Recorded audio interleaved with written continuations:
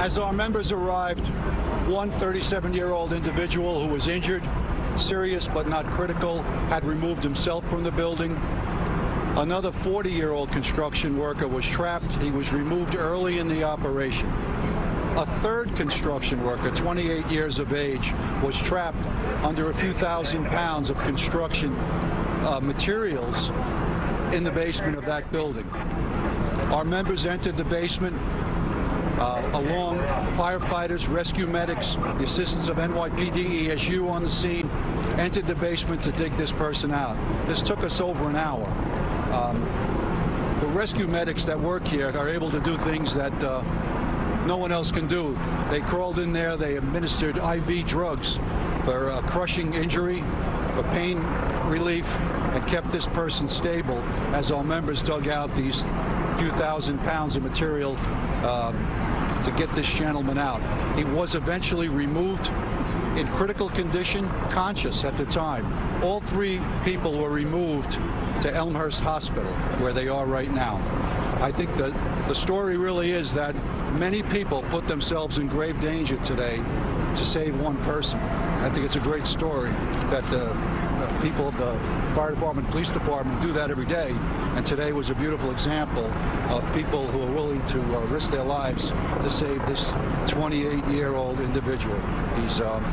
We don't know his condition now in the hospital, but I would say I consider him a very lucky person. All males? All men, yes. What kind of material was it, you know? They were laminated beams. It was bags of cement, concrete block, sand, aggregate, various materials. And Commissioner, are you aware of what kind of permits they have for this construction work? Well, we have Deputy Commissioner from the Building Department, Commissioner Hogan, can speak to that in a few minutes. At first, I'll introduce Chief Giordano from ESU, and we'll answer any questions. As the Commissioners... Excuse me?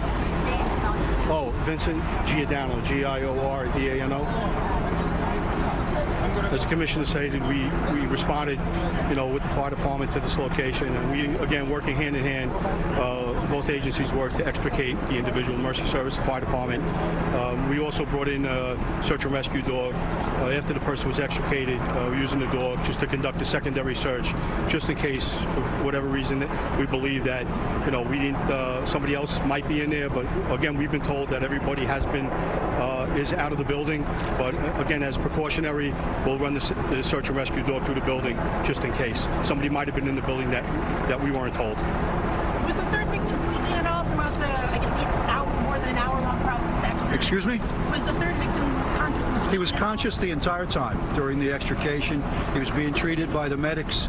And as I say, it's a very delicate operation to hold up the material while they gently pull the gentleman out from under it.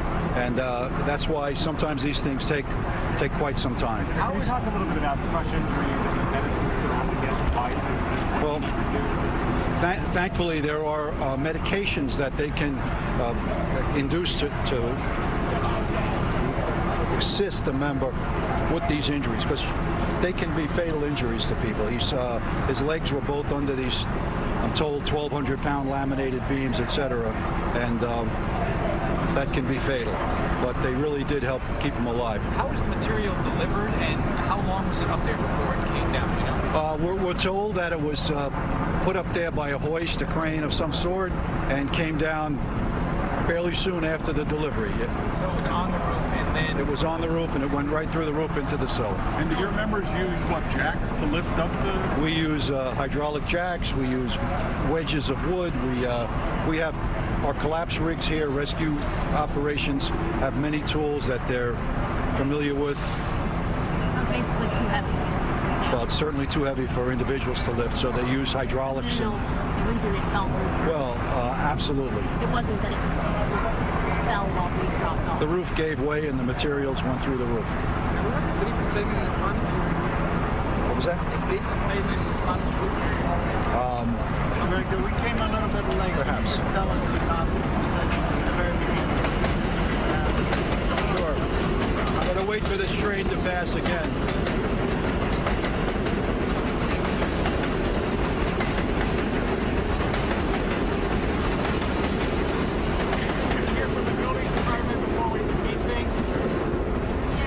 Sure.